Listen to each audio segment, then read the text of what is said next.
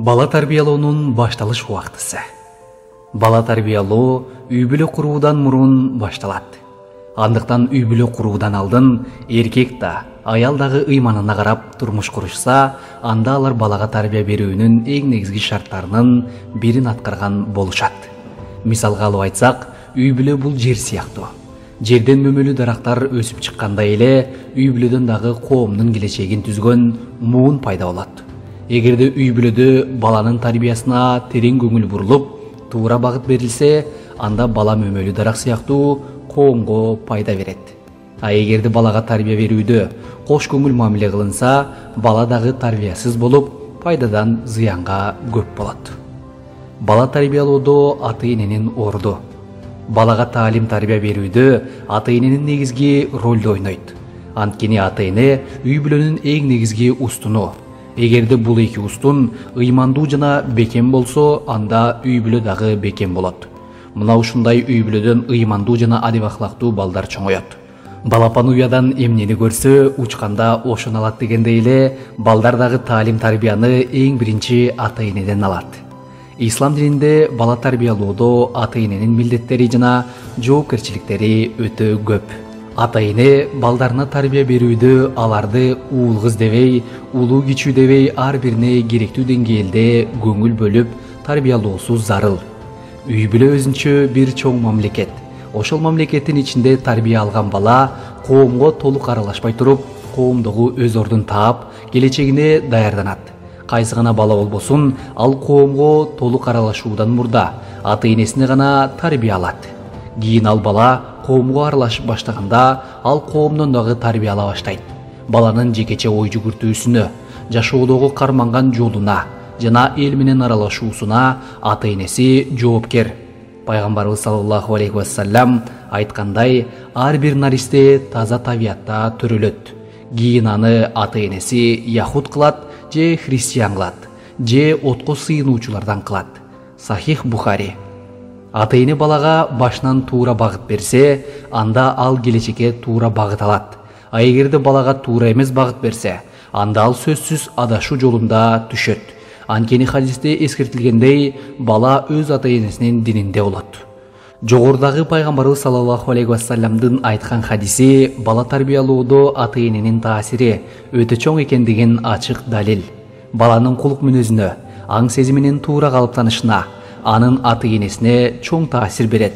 Анткени бала жашоонун баштапкы учурунда ата-энесинин кол астында чоңоет жана ал дүйнөнү ата-энеси аркылуу тааныйт. Ата-эненин кулук мүнөзү, ишеними акырындык менен балага өтөт. Ислам дини балдарга тарбия берүүгө терең көңүл бөлөт. Анткени жакшы таалим тарбия берүү баланын жөнөкөйлүккө чакырат жана аны кулук мүнөздүү кылат. Ошентип, балага тарбия берүүгө терең көңүл бөлүү жана аны көзөмөл кылуу менен коомдо сапаттуу үй бүлөлөр пайда болот. Өмүрлүк жар тандоо. Үй бүлө куруу өмүрлүк жарды туура тандоодон башталат. Ошондуктан үй бүлө курам деген ар бир эркек жана аял өзүнө өмүрлүк жар тандаган кезде анын ыйманына жана кулук мүнөзүнө өзгөчө көңүл буруулары зарыл. Анткени үй бүлөлүк турмушта ыймандуулук эң негизги орунду ээлейт. Ошондой эле балдарга тарбия берүүдө анын таасири чоң. Аллахтын элчиси саллаллаху алейхи вассалам айткандай, аялдарга үйлөнгөн кезде 4 нерсесине карап үйлөнүшөт: байлыгына, ата тегине, сулуулугуна жана динине. А сен динди карманганына умтулгун, жакшылыктарга жетесиң. Сахих Бухари. Башка бир хадисте Аллахтын элчиси саллаллаху алейхи вассалам мындай деп айткан: эгерде силер динине жана кулук мүнөзүнө ыраазы болгон бир адам силерге кула түшүп келсе, андага кызыңарды бергиле. А эгер силер андай кылбасаңар, анда жер бетинде фитна күчөп, бузукулук жайылат. Тирмизи.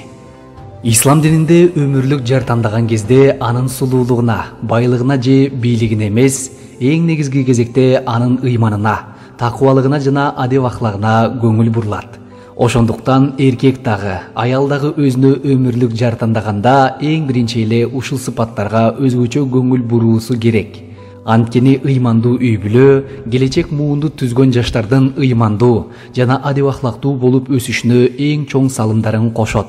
Ал эми келечек муундун ыймандуу болуп чоңоюшу бара-бара коомдун жакшы жакка өзгөрүшүнө алып барат.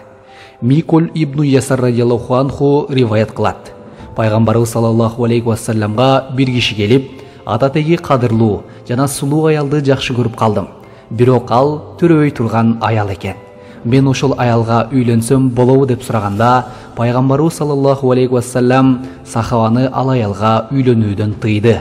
Ал сахаба кайрадан экинчи жолу келип, Пайгамбарыбыз саллаллаху алейхи вассаламдан сураганда дагы тыйды. Үчүнчү жолу келип сураганда, Пайгамбарыбыз саллаллаху алейхи вассалам силер күйөөсүн жакшы көргөн жана көп бала төрөгөн аялдарга үйлөнгүлө. Кыямат күнү мен башка үммөттөрдүн арасында силердин көптүгүңөр менен сыймыктанамын деп айтты. Абу Дауд. Үй бүлө куруудагы негизги максаттардын бири келечек муунду көбөйтүү жана аларга жакшы тарбия берүү. Ошондуктан жаштардын турмуш куруудагы максаттары бир гана өз кумарын кандырып, рахаттануу эле болуп калбашы керек. Тескерисинче, ошол келечек муунду түзгөн өспүрүмдөрдүн ыймандуу жана адеп ахлактуу болуп өсүшүнө колунан келген салымын кошуулары зарыл.